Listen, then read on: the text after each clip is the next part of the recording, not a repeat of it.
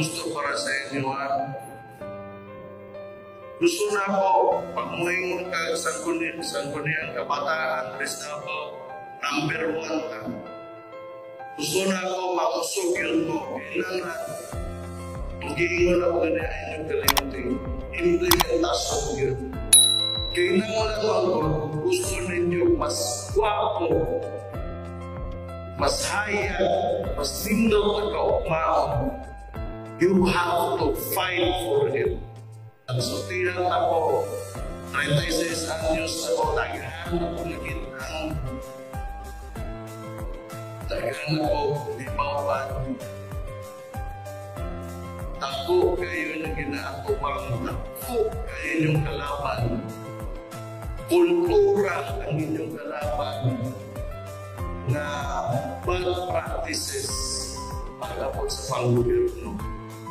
Mula karon palandaan, buhatan na gito ninyo kung sa sakto, sa tama. Okay na.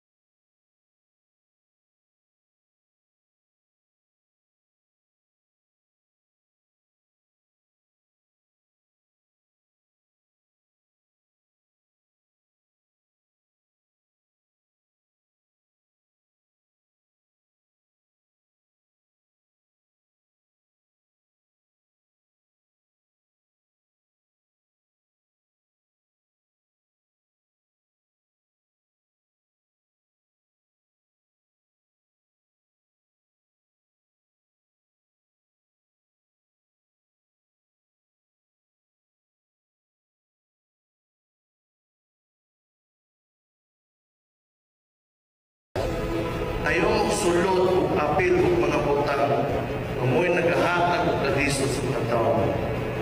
Tiwalin ninyo, kaning posisyon nato, elected official ta, kipili tas tao, dili tanan mabutang diri. Una-unaan ninyo, 2 million ng tao sa Davao, more or less, daytime population. 182 mo ka SK. Dili na nga basta-basta lang na nabutang mo diha. Bot pasabot ana, naabay ko'y Ginoo, gibutang mo diha. Gibutang mo diha. Serbisohin ninyo ang tao.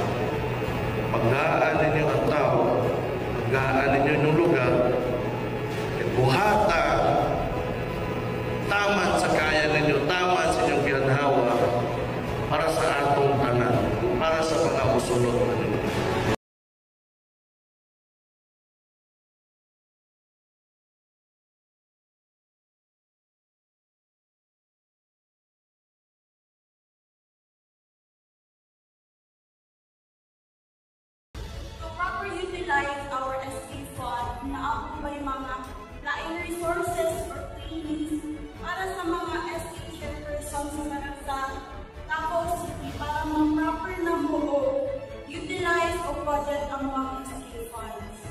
administration itself, to LGU, can arrange something for you para matutuan yun mo, and importante kayo nga proper yun ang inyong utilization o pag-manage sa kwarta sa inyong mga barangay.